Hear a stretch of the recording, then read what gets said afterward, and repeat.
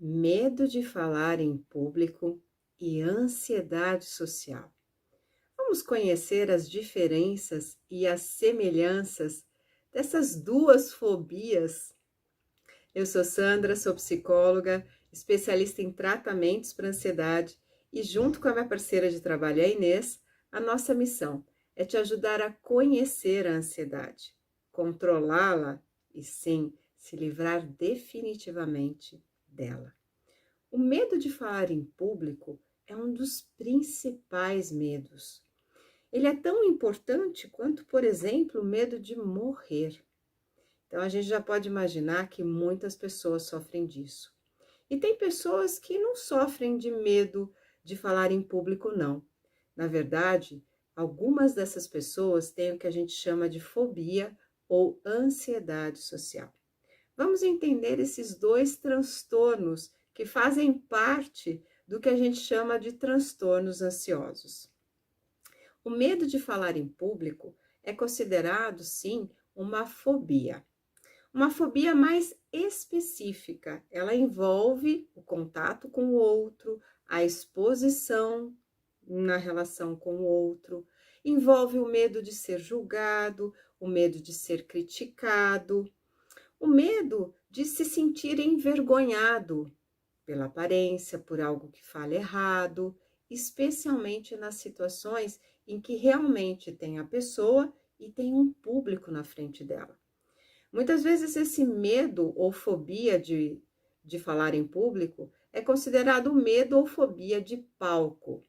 Ele tem um nome bem específico, se chama glossofobia. Então, quem sofre de fobia de falar em público ou de palco tem o nome de glossofobia.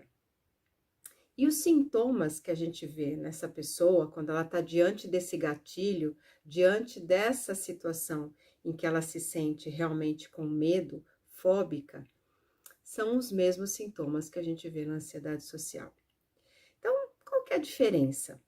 Na ansiedade social, a gente vê uma fobia social mais generalizada.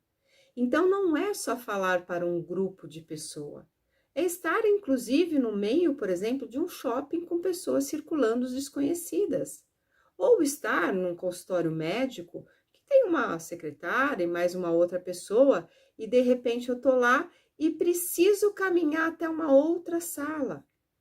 Essas situações, que são teoricamente simples, para quem sofre de ansiedade social, não são.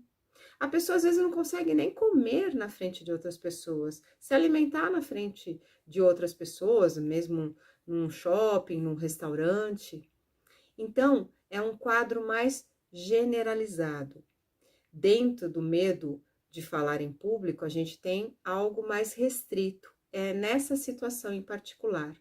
Quando a gente está falando de ansiedade social, de fobia social, é muito mais amplo a gama de gatilhos que disparam na pessoa os sintomas ansiosos. Então, tanto na pessoa que tem medo de falar em público ou fobia de palco, como na pessoa que sofre de ansiedade social ou fobia social, a gente vê a pessoa diante daquele gatilho, diante daquele estímulo aversivo que lhe dá medo, sintomas ansiosos. Mas não são sintomas ansiosos pequenininhos, não, são como se fossem ataques de pânico. O coração dispara aceleradamente, a respiração fica ofegante, entrecortada, parece que falta o ar.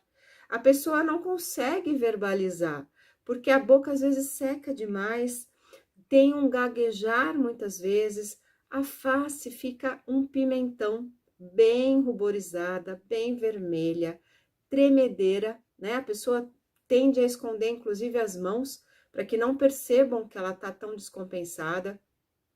Além dos tremores, suor frio na mão, às vezes a sensação de calafrio, a cabeça parece que tonta.